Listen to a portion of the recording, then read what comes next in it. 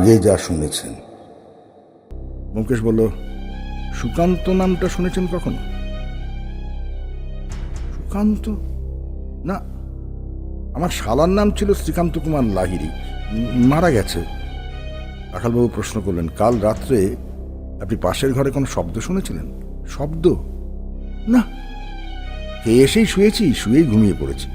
বউ বলে আমি একবার ঘুমলে ডাকাত পড়লেও ঘুম ভাঙে না। পাশের ঘরের লোকটাকে কি দিয়ে খুন করেছে? বন্দুক দিয়ে? না, ছুরি দিয়ে। রাখালবাবু উঠে পড়লেন, আপনি পুলিশকে খবর না দিয়ে কলকাতা ছেড়ে যাবেন না। চলুন ব্যোমকেশদা।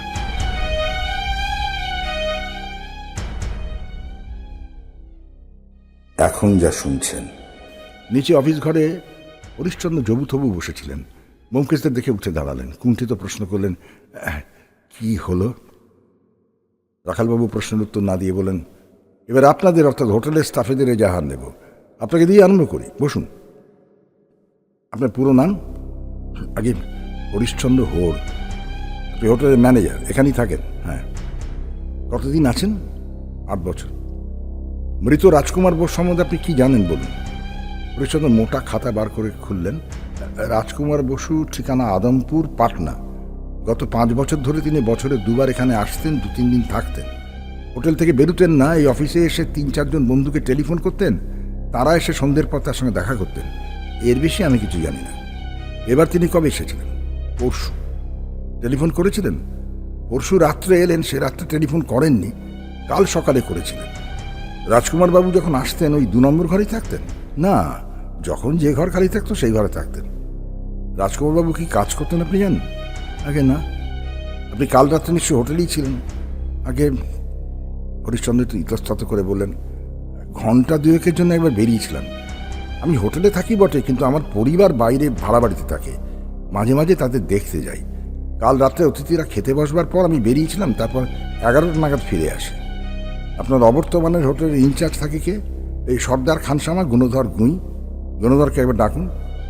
গুণধরকে ডাকা হলো, সে এসে দাঁড়াল। আবার প্রশ্নোত্তর আরম্ভ হল। রাজকুমার বোস যিনি খুন হয়েছেন, তার সম্বন্ধে তুমি কি জানো? আগে বেশি কিছু জানি না। তিনি মাঝে মাঝে আসতেন, 2-3 দিন থেকে চলে যেতেন। তোমার সঙ্গে তার কোনো কথাবার্তা হতো না? আগে খুব কম। হাই ফরমাস করতেন, তার বেশি নয়। আর দেখাশোনা করতো কে? আগে আমিই করতাম। সকালে বেডটি নিয়ে যেতাম, তারপর ব্রেকফাস্ট, লাঞ্চ, ডিনার সব আমিই পৌঁছে দিতাম। দোতলায় যারা থাকেন আমিই তাদের দেখাশুনো করি।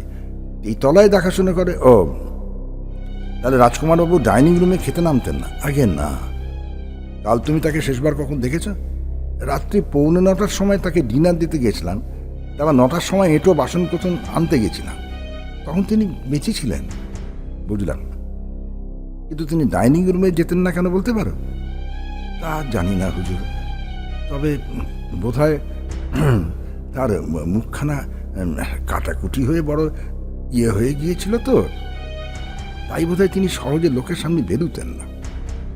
তা হতে পারে, কিন্তু তার কাছে লোক আসতো? তা আসতো হুজুর।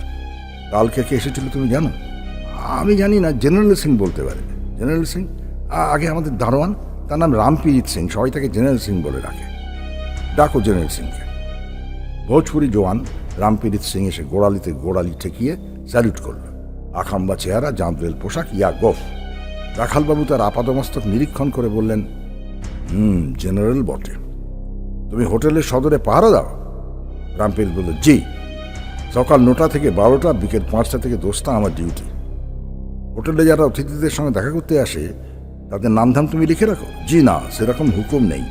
যারা ভালো সাজ পোশাক পরে আসে তাদের স্যালুট করি, যারা অতিথির রুম নাম্বার জানতে চায় তাদের রুম নাম্বার বলি। কাউকে আটকাও না? জি। ভালো জামা কাপড় পরা থাকলে আটকাই না, আর যদি ছেঁড়া জামা কাপড় হয় তখন কাটমাট করে তাকাই। বাহ, সাবাস। এবার বলো দেখি, কাল সন্ধ্যের পর দোতলায় 2 নম্বর ঘরের বাবুর সঙ্গে কেউ দেখা করতে এসেছিল? জি, এসেছিল। 2 জন মরদ আর 1 জন ঔরত। রাত্রি 9:15টার সময় এলেন ঔরত, তিনি ঘরের নম্বর জেনে নিয়ে দোতলায় গেলেন, 5 মিনিট পরে চলে গেলেন। তার বয়স কত? 20-25 হবে হুজুর। গৌরী, পাতলা লম্বা চেহারা, চোখের চশমা ছিল। বেশ, তারপর? 9:30টার সময় এলেন একজন মরদ, তিনি ঘরের নম্বর নিয়ে উপরে গেলেন, 5 মিনিট পর ফির তিনিও চলে গেলেন। এর চেহারাটা দুবলা, মুছ দাঁড়িয়ে আছে থোড়া থোড়া। তারপর? 9:45টার সময় আরেকজন মারা দিলেন, মোটা তাজা শরীর, খাঁটি বাঙালি বাবু। তিনি ওপরে গিয়ে 5 মিনিট ছিলেন, তারপর আমার ডিউটির মধ্যে আর কেউ আসেনি হুজুর। জেনারেল রামপ্রীত সিং এর চেহারা যত স্থূলই হোক, স্মৃতিশক্তি যে খুব তীক্ষ্ণ তাতে সন্দেহ নেই। রাখালবাবু খুশি হয়ে বলেন, বহুত আচ্ছা, তুমি এখন আরাম করো গিয়ে। জেনারেল জোড়া পায়ে স্যালুট করে চলে গেল। রাখালবাবু পকেট থেকে 1200 টাকা নোট বার করে হরিশ্চন্দ্রের হাতে দিলেন, বললেন, আপাতত এই টাকাটা আপনার কাছে রাখুন, মৃতের সুটকেসে পাওয়া গেছে। টাকার জন্যে একটা রসিদ আমাকে দিন। ঘরে একটা লোহার সিন্দুক ছিল, হরিশ্চন্দ্র নোটগুলি সিন্দুকে রেখে রসিদ লিখে দিলেন। ব্যোমকেশ ভুরু কুঁচকে বসে রইল। ইতিমধ্যে সাব ইন্সপেক্টর দুজন নেমে এসে দাঁড়িয়েছিল। রাখালবাবু তাদের প্রশ্ন করলেন, কি হলো? একটি সাব ইন্সপেক্টর বলল, আমি তেতালায় গিয়েছিলাম, সকলের নাম ধাম লিখে নিয়েছি। সকলেই বলল 9টার পর ডিনার খেয়ে তারা ঘরে ফিরে এসেছিল আর ঘর থেকে বেরোয়নি। তাদের কথা সত্যি কিনা যাচাই করেছিলে? কি করে যাচাই করব? প্রত্যেকের আলাদা ঘর। তবে একটা প্রমাণ আছে, রাত্রে খাওয়া দাওয়ার পালা শেষ হলে একটা চাকর তেতলার সিঁড়ির সামনে শোয়ে, তাকে ডিঙিয়ে সিঁড়ি দিয়ে নামা সম্ভব নয়। আমি চাকরটাকে জিজ্ঞেস করেছি, সে বলে রাত্রি 10:30টার সময় সে শুতে গিয়েছিল, তারপরে কেউ সিঁড়ি দিয়ে নিচে নামেনি। বেশ, আর তুমি? দ্বিতীয় সাব ইন্সপেক্টর বলল, দোতলাতেও একই অবস্থা, সকলের নাম ঠিকানা লিখে নিয়েছি। দোতলার সিঁড়ির মুখে যে চাকরটা শোয় সে বলল 11:15টার সময় সে শুতে গিয়েছিল, তারপর আর কেউ ঘর থেকে বেরোয়নি। রাখালবাবু ম্যানেজারকে জিজ্ঞাসা করলেন, রাত্রিরে চাকররা সিঁড়ির মুখে শোয় কেন? ম্যানেজার বললেন, রাত্রে যদি কোনো অতিথির কিছু দরকার হয় তাই এই ব্যবস্থা। বুঝলাম। রাখালবাবু ঘড়ি দেখলেন, 12টা বেজে গেছে। তিনি ব্যোমকেশকে বলেন, এখানকার কাজ আপাতত এই পর্যন্ত, চলুন এবার বেরিয়ে পড়া যাক, রাস্তায় কোথাও খেয়ে নেওয়া যাবে। ভাগ্যক্রমে 4 জন মক্কেলের বাড়ি কাছাকাছির মধ্যেই, বেশি ঘোরাঘুরি করতে হবে না। আপনার বাড়ি ফিরতে দেরি হয়ে গেল। ব্যোমকেশ বলল, কোনো ক্ষতি নেই, আমি অজিতকে টেলিফোন করে দিচ্ছি। সে টেলিফোন তুলে নিল। হরিশ্চন্দ্র বললেন, যদি আপত্তি না থাকে এখানেই আপনাদের সকলের আহারের ব্যবস্থা করছি। রাখালবাবু হেসে বললেন, হ্যাঁ, সে তো খুব ভালো কথা। নিরুপমা হোটেলের রান্না ভালো। মধ্যাহ্নভোজন দেশীয় বিলাতি মতে সমাধা করে পুলিশের দল ডাইনিং রুম থেকে বেরুলেন, সঙ্গে ব্যোমকেশ। রাখালবাবু দ্বিতীয় সাব ইন্সপেক্টরকে বললেন, দত্ত, তুমি এখানে থাকো, এ নাও 2 নম্বর ঘরের চাবি। ফিঙ্গারপ্রিন্টের দল এখনই আসবে, তাদের ঘর খুলে দিও। আমি ঘোষকে নিয়ে বেরোচ্ছি। আসুন ব্যোমকেশ দা। 3 জন ফুটপাতে গিয়ে দাঁড়ালেন। রাখালবাবু পকেট থেকে খাতা বার করে বললেন, এ সময় কাউকে বাড়িতে পাবো কিনা বলা যায় না। যা হোক, চলুন আগে জগবন্ধু পাত্রকে দেখা যাক। লোকটির অদ্রকুলোদ্ভব মনে হচ্ছে। ব্যোমকেশ বলল, একটা ট্যাক্সি ধরে 3 জনে উঠে বসলেন। ট্যাক্সি জগবন্ধু পাত্রের ঠিকানা লক্ষ্য করে ছুটল। রাখালবাবু বললেন, ব্যোমকেশ দা, আজ আপনি এমন চুপচাপ কেন, কিছু বলছেন না? ব্যোমকেশ বলল, এখন কেবল শুনে যাচ্ছি, বলা কওয়ার সময় এখনো আসেনি। সময় যেদিন আসিবে আপনি যাইব তোমারও কুঞ্জে। জগবন্ধু থাকেন একটি তেতলা বাড়ির নিচের ফ্ল্যাটে। রাখালবাবু কড়া নাড়লেন। একটি লোক দরজা খুলে দাঁড়ালো, ছাটা দাড়ি, কোলকুঁজো ধরনের চেহারা, বয়স আন্দাজ 40। রাখালবাবু জিজ্ঞেস করলেন, আপনার নাম জগবন্ধু পাত্র? আগে হ্যাঁ। জগবন্ধু পুলিশের ইউনিফর্ম দেখে একটু সচকিত হয়ে বলেন, কি দরকার বলুন তো? নিরুপমা হোটেলে রাজকুমার বসু নামে এক ব্যক্তি খুন হয়েছেন। জগবন্ধু পাত্রের মুখে অকৃত্রিম বিস্ময় ফুটে উঠল। তিনি বললেন, হ্যাঁ, রাজকুমার খুন হয়েছেন? হ্যাঁ, আপনাকে 2-1 প্রশ্ন করতে চাই। আসুন আসুন। জগবন্ধু পাত্র একটি ঘরে নিয়ে গিয়ে তাদের বসালেন। আপনারা বসুন, আমি এখনই আসছি। তিনি পাশে ঘরে চলে গেলেন। বসবার ঘরটি ছোট এবং নিরাভরণ। একটি টেবিল ও 3টি চেয়ার আছে, টেবিলের ওপর টেলিফোন। ব্যোমকেশ সিগারেট ধরিয়ে ঘরের এদিক ওদিক তাকাতে লাগলো, কিন্তু কোথাও গৃহস্বামীর চরিত্রের কোনো পরিচয় পেল না। 5 মিনিট কাটল, 10 মিনিট কাটল, জগবন্ধু পাত্রের দেখা নেই। রাখালবাবু তখন গলা ছড়িয়ে ডাকলেন, জগবন্ধু বাবু, জগবন্ধু বাবু। কিন্তু উত্তর এলো না। ব্যোমকেশ মুখ টিপে হাসল, বলল, মনে হচ্ছে জগবন্ধু পাত্র গৃহত্যাগ করেছেন। রাখালবাবু উত্তেজিত হয়ে বলেন, পালিয়েছে? এসো ঘোষ, বাড়ির ভেতরটা দেখা যাক। আসুন ব্যোমকেশ দা। ব্যোমকেশ শুধু গেল না, ঘোষকে নিয়ে রাখালবাবু ভিতরে গেলেন। দেখলেন কেউ নেই, খিড়কির দোর খোলা। রাখালবাবু ফিরে এসে বলেন, পাখি উড়ে আছে। ব্যোমকেশ ইতিমধ্যে টেবিলের দরাজ খুলে একটা বাঁধানো খাতা বার করেছে। তার পাতা উল্টাতে উল্টাতে বলল, লোকটা বোধহয় ঘোড়দৌড়ের টাউট ছিল, তাই নাকি? কিন্তু পালালো কেন? নিশ্চয়ই গুরুতর গলদ আছে, শুধু ঘোড়দৌড় হলে পালাতো না। রাখালবাবু থানায় ফোন করলেন, পলাতকের বর্ণনা দিলেন, আরও লোক ডেকে পাঠালেন। তারপর ফোন নামেই বলেন, ঘোষ তুমি এখানে থাকো, আমরা অন্য কাজে যাচ্ছি। এখনই থানা থেকে আরও লোক এসে পড়বে, বাড়ি তন্ন তন্ন করে তল্লাশ করো, আঙুলের ছাপ নিশ্চয়ই পাবে, তৎক্ষণাৎ হেড অফিসে পাঠিয়ে দেবে। লোকটা বোধহয় দাগি আসামি।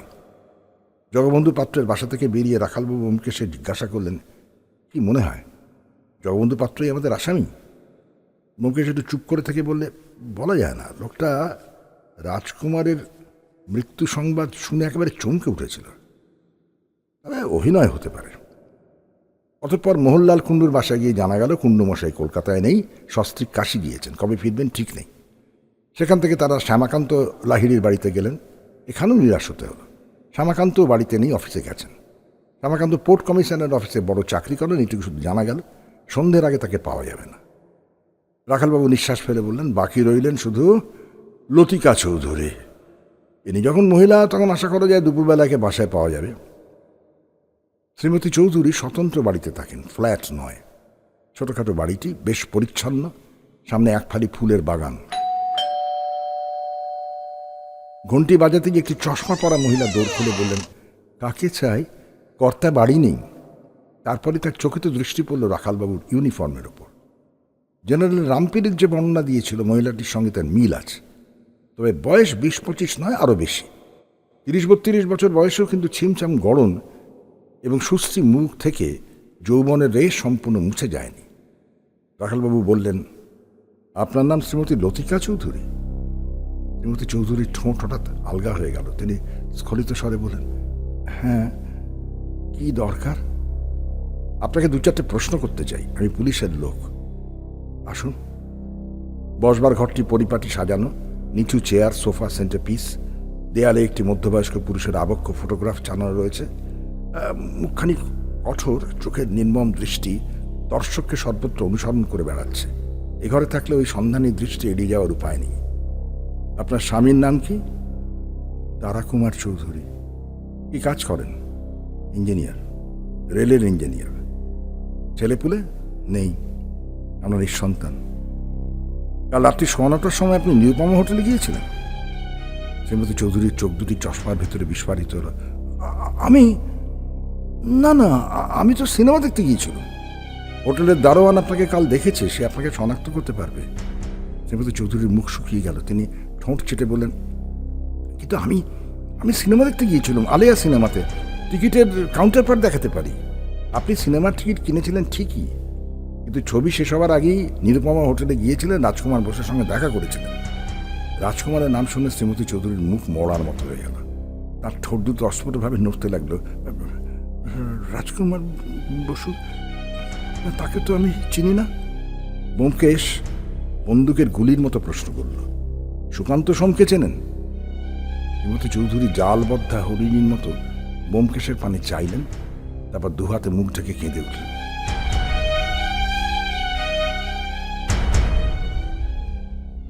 এই গল্পের পরবর্তী অংশ শুনতে পাবেন আগামী শুক্রবার রাত 8টায়।